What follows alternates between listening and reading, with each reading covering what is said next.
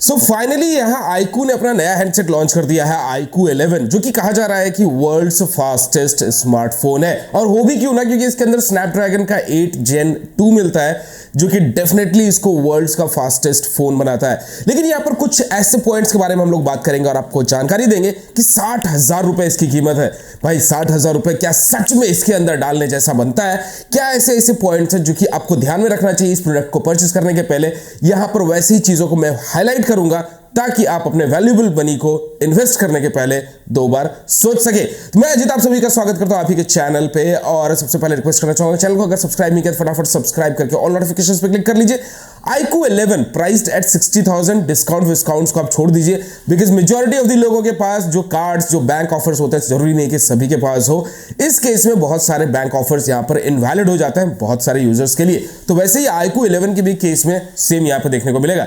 अब यहां प्रॉब्लम देखिए, अच्छाई तो सभी लोग बात करेंगे कि अच्छा ये है 8 Gen 2 है, यहां पर UFS 4 मिलेगा, 10 तरह की चीजें मिलेगी, EX AMOLED मिलेगा। लेकिन यहां प्रॉब्लम्स जो है उसको सबसे ज्यादा हम लोग सबसे पहले हाईलाइट करेंगे। सबसे पहली प्रॉब्लम वो है iQOO को अपने UI पे काम करना होगा, क्योंकि UI एक ऐसी चीज है, देखिए हार्डवेयर अपनी जगह पर है अंदर में, लेकिन UI एक ऐसी चीज है जिसको यूजर इंटरफेस बोलते हैं, जिसका हर रोज सामना होगा एक कस्टमर का अपने डिस्प्ले के माध्यम से। और मैं बोलना चाहूंगा कि इसका UI डेफिनेटली स्टेबल तो है, लेकिन मोनोक्रोमिक होने की वजह से आप बोर्ड हो जाएंगे, आप बोर हो जाएंगे, बहुत ही अजीब सा लगेगा, बिकॉज इसका UI is not up to the mark in terms of visualisation.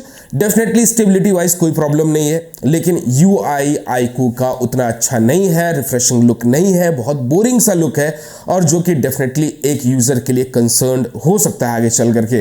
Because मुझे लगता है कि UI सबसे ज्यादा मेजर रोल प्ले करता है अपार्ट फ्रॉम हार्डवेयर, क्योंकि यही इकलौती चीज है जो कि हर रोज आप सामने देखते हैं, आइकन्स को देखते हैं, वही बोरिंग सा आइकन वगैरह आप रोज आपको देखे तो आप क्या सोचेंगे? Same goes with iQOO, because iQOO Neo 6 यहां पर मैं इस्तेमाल कर रहा हूं, इसको मैंने साइड कर दिया है। नो डाउट फोन काफी बढ़िया है, लेकिन यहां पर इसके UI की वजह से मैं बोर हो चुका हूं, और इसकी वजह से मैंने इसको साइड कर दिया है। फोन के हार्डवेयर में कहीं पर भी प्रॉब्लम नहीं है, लेकिन UI डेफिनेटली मेरा एक कंसर्न पॉइंट है।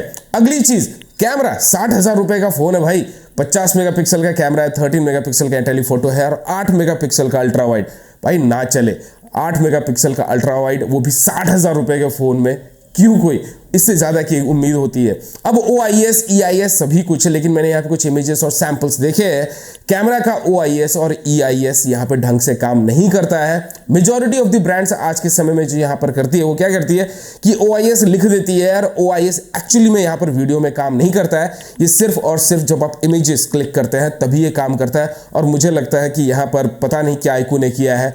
OIS वीडियो में तो होना चाहिए, लेकिन वीडियो की स्टेबिलिटी उतनी अच्छी आपको देखने को नहीं मिलेगी, जो कि मैंने यहाँ पर काफी सारे वीडियोस के अंदर नोटिस की है।